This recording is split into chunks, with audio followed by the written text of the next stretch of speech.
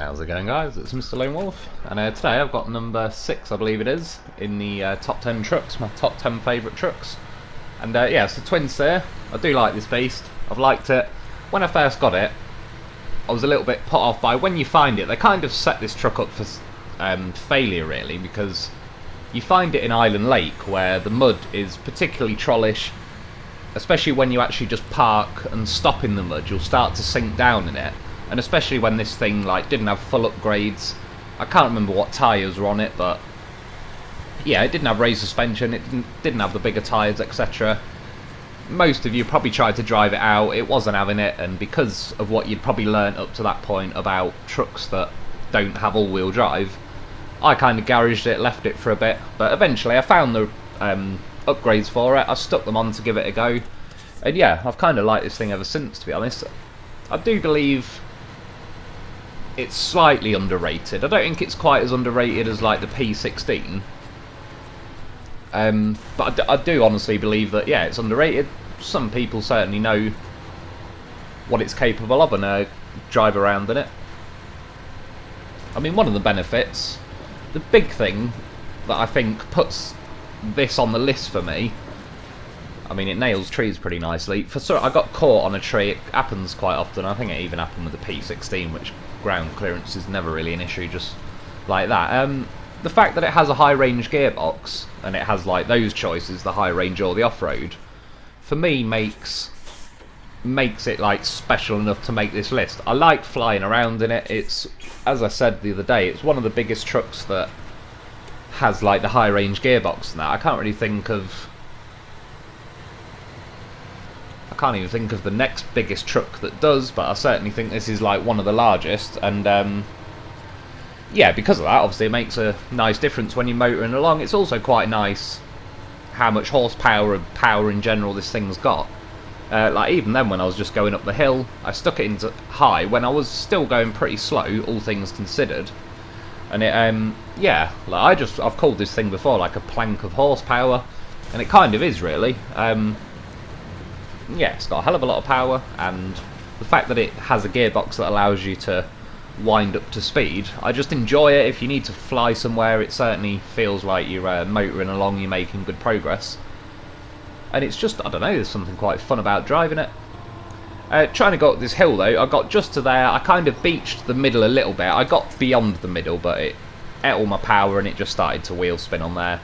I mean, this isn't necessarily a video where I'm just going to go through all its strengths again. I've done the review.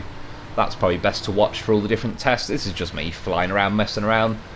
I suppose at the minute I've got 4 cargo on. It's very nice, not only for transporting cargo, and goes quite a lot of places that you probably wouldn't give it credit for. And one thing I do like with this truck is the way in which it makes it through some terrain. Like I've said, it makes up for the lack of all-wheel drive with just sheer brute force and horsepower, and it just, yeah, horsepowers its way through a lot of stuff that you'd almost say it shouldn't be able to get through. But certainly with a lot of the mechanics of this game and a lot of all-wheel drive trucks, the mechanics are always on the side of kind of limiting the trucks to keep the game a certain level of difficulty. This again feels like another one that has just been free to, they've made the truck, it's got a hell of a lot of horsepower, it's rear wheel drive, and then they just let it go because it doesn't really need too many artificial limiters. There is terrains that it won't go very well on, like deep mud and stuff, but yeah, that is what it is. Another thing I do like doing with it, for no apparent reason, flying down the runway, jumping off there. Most of the time you can do a flip and land on your wheels. I like smacking the little scouts off there, doing a bit of truck baseball. Nailed, yeah, the Don 71. It dropped down the other day. Every time I select a new vehicle, it selects the Don 71, so I wanted to put it back into the aviation business. Give Tesla a run for his money. Yeah, and most of the time you do flip over like that, and the front floats, and you can drive over to the other island. I won't leave this bit in, but I was messing around earlier with some loafs. Got 3 loafs on the Twin Steer, 3 on the trailer. I'm going to probably just do a more chilled video. There's a few messing around things I want to try anyway, so I may just leave that there for tomorrow. Driving along though with a loaf, obviously got to have a loaf with you. The thing I do like with a loaf, which is why I usually have it on everything, is like it's just like a little repair trailer backpack that you can stick on something. And in emergency situations, I mean, as you see, emergency deployment loaf. Yeah, tried to cross the ice. See, when you really need it to, it didn't go through the ice then, because it's a goddamn professional, and it knew. No, I didn't have time for that shit. To be fair, I was going to say it's quite slow there at the minute, because I'm on that blue ice, and because I've not got chained on, it's just, the game automatically makes it slip, which I'm not too arsed about. It's like, it is, it looks more blue, but it's like black ice really, where it's just an absolute sheet, so, yeah, it is what it is. I still think it'd be nice if they added some kind of muds with like little ice spikes in them or something. It'd be pretty cool. But yeah, I mean, loaf, goddamn horse of a vehicle. It rescued the twin stair. I drove over that loaf. It's a bit harsh, but yeah, it can take it. It's a base. Look back, oh shit. Forgot to look where I was going. The loaf knew. He knew when to let go. Yeah, the front of this floats. Like I said, you can actually drive through water. Again, it's in the review and stuff, so I won't just go and do it again. But in yeah, certain situations, not many if I'm honest, where the water goes deep enough that you'd need to like float and swim across. But that water on White Valley is one of them. Yeah, another good reason why I like this, sort of related to the speed. It's very good for competitions, or the contest, sorry. Again, I've got a loaf. I left that bit in just to show you. I had the loaf, like, wearing it like a backpack. When I got to the thing and it offered me the option of adding cargo, it just pushes the loaf up in the air, but because the winch is already, like, tightened to the front bumper of the twin stair, oh, well, as you'll see now as I'm driving along, my loaf's basically locked in place. There's not enough slack in the winch for it to be able to flop around and go anywhere, really, so, yeah, it's pretty handy. I haven't got a roof rack on this, but yeah, in this little contest I wouldn't really bother repairing. It is pointless. I'm not recommending sticking a loaf on for this situation. I was just testing things, messing around. But yeah, one of the good things with its high speed is it goes through the contests very well. And this contest, I've not even, this was my first attempt in like a little while. I believe I got about 1 minute 27 or something in the end. I got a bit eager cutting across this field as well. If you go a bit shallower on it, normally you can like get across without bogging down. But yeah, the quickest time I believe I've got on this is like 1 minute 1 second, or was it that much? I can't remember. It might have been a little bit higher. Anyway, there's a guy called Tommy Gunn. He's done this in about 58, 59 seconds.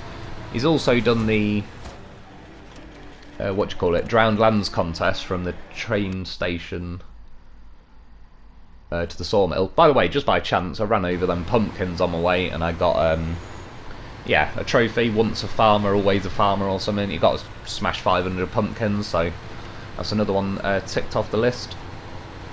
And yeah, on that Drowned Lands competition, I ended up getting 2:43, I believe it was like my quickest time I could do with the Taiga. With the chained, like, they were just working the best for it. But again, that is it Tommy Gunn or Timmy Gunn? He got what was it, like 2:14 or 2:13 or something on that contest with the twin stair. And I admit it is, I'd say, more difficult. There's less chance of success every time. Like, I've tried it with the twin stair a bit, and it does roll more. So if you're just purely making money on that contest, I would stick with the Taiga. But if you want to try and crack the fastest times possible, kind of, not as surprisingly to me as it might be to some, this is the winner.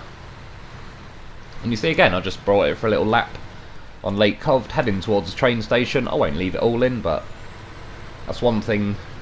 Yeah, it just makes good progress, and it feels like there's enough power there to where I don't feel like I'm being restricted. Like, some of the things that they've dialed up in this game since it came out, it probably wouldn't be as bad if that's the baseline that they set when the game first come out. But because I've been playing for months, and then some things are getting more restricted, it's kind of like, yeah, you want it to be going the other way, really. If anything, they need to be adding a few percent power and stuff to a few trucks. A bit like how they added all-wheel drive to the GMC. It just made it a much more relevant truck. But at this stage in the game, you've already sold your game, you've made your money. Who cares if a truck now clambers across your terrain a little bit quicker? Even like I said before, if it's just some special bonus engine that just reduces the limitations off the truck a little bit, so it can just be left alone to, yeah, like just feel like pure simulation rather than more focused on like the difficulty aspect of it. Not all the time, and obviously we've got like different upgrades. I can choose if I want to do something that's more difficult. I take different trucks and all sorts. Like we can all set our own benchmark of difficulty depending what mood we're in each day. So it's not like it's going to be taking anything away from anybody. Like people have done self-imposed hard modes for the first week or two, I believe. It was around that anyway. I didn't recover anything. Everything I took out, I made myself recover it and get it back to the garage by itself. I only stopped that rule for myself when I realised one of the trophies I needed was recover 10 times, and then I just kind of thought, yeah, sod it. Like at that point, I'm happy to just not have that as a rule anymore, because the maps were so big and I was enjoying them. It's like I can end up wasting 2 hours just trying to be stubborn and get a truck back to the garage when, sod it, I'd rather spend 2 hours flying around the map enjoying myself. So yeah, when the fun stops, the OCD stops. It's the only way. It's the way to enjoy yourself. Yeah, going across that ice though, I actually made it across most of that breakable ice, like just before the clip changed over to this. This is the train station. Can you hear those voices in the back? That's the sort of shit that makes you pause the game and start looking around. Like, I swear I just could hear a little girl's voice. It's not what I want to hear when I'm on my own in the middle of the night in a dark flat. And then you start hearing creepy shit like that. Other than that though, yeah, this is the from the train station to the sawmill. I can't remember honestly what the contest is called. Oh, there it is. Container delivery. As you can see, many previous attempts. I'm glad that all my cargo is still here. To be honest, one reason why I do like leaving them there, other than it reminds me of progress that's been made. I don't know, partly kind of a bug, a bit of bug bait. See what happens, see if they ever glitch, if they ever go mad. That's another reason why I've got that Taiga just sat on the White Valley. By the way, I need to do a Hummer update. I keep forgetting, but I won't do it in this video. I might put it in tomorrow's video. I mean, they're still floating around the cliffs and stuff, but yeah, we'll get into that. Now, through here, bearing in mind, this, I would consider it a cock-up.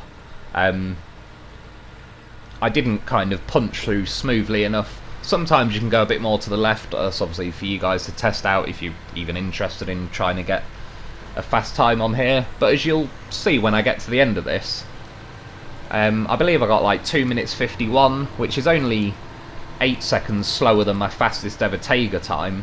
And yeah, you can definitely see I could easily shave more than 8 seconds off this time. There's a little glitch there, apologies for that, but that's only like a truck length or two ahead.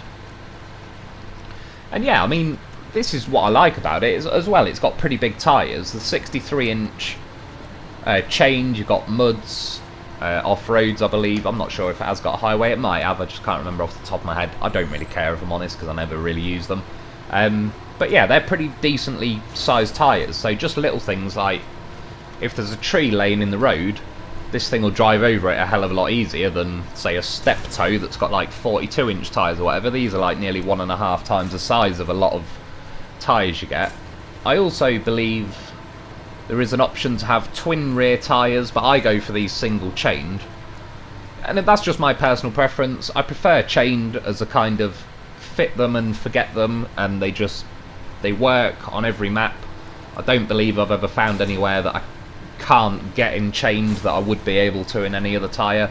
Yeah, they might be a tiny bit slower on bits, but as I've said, I've done this contest 250 odd times at least with a Taiga, at least 100 times with the muds versus the chained, and the chained won repeatably, so that's all I can say from my actual game experience. Yeah, about, what was it, I believe 251, so not like a record breaking time that time, but I'm never gonna, like, I could be there all night trying to get a smooth, perfect run.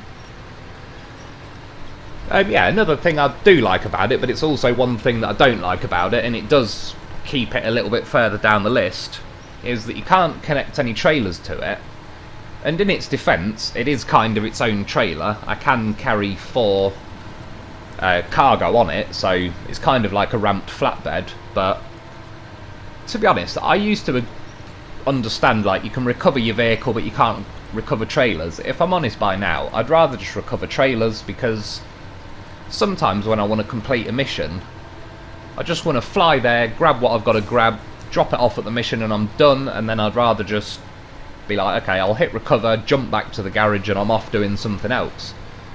Obviously, that then, a lot of the times, as you've seen all over my maps, I leave trailers everywhere. I did a mission the other day in one of the gameplays, and I earned 3 odd grand, and I dumped a 6 grand trailer there. So I'm 3 grand down just for doing it, which I don't really care, because I just wanted to do the mission. It wasn't really about the money at that point. But yeah, so there is certain things where this is its own trailer, which means once you've done the mission you can just recover it. As long as it's not like Zimnegorsk or something, then there's a pretty fair chance. Considering it's the high range gearbox and everything, it's possibly because this has got the largest tyres in the game that has access to a high range gearbox. But it's just, it travels at a very nice speed. In high range, like, almost feels, yeah, 10% more than all the, you know, the normal stuff, even like, say, the Dolphin, the Voron, the Taiga, the Navistar, all that sort of stuff pulls very nicely in high. But this one, I reckon, seems to have a bit of an edge on top speed, because per rotation of the wheel, you're travelling further. And that's what it feels like a beast. It nails trees down for fun. I mean, near the beginning of the video, you see it knock all the trees down at the farm. The turning circle on it is crap. Well, in its defence, it is crap, relatively speaking, but because the truck is like 40, 50 foot long or whatever, where you're turning from the front, your like point of rotation is the rear wheels, and because they're so far away from the front wheels, even if this thing could turn its wheels completely sideways, and as I said, if you could just turn around in a circle like the hand on a clock, it's still going to have a big turning circle because it's just a long truck. So the steering actually isn't terrible, it's a victim of its own length. That's definitely what she said. So yeah, that's basically it. It's like, it's not very good at turning, but other than that, I certainly enjoy it. I love flying around in it. I love smashing trees down with it, ramming other vehicles, and it's just good fun. I'd recommend it. Press my horn, scared the shit out of a tree. What more could you ask for? So anyway, that's about it for today. I hope you've enjoyed. Thanks for watching, and I'll be back soon.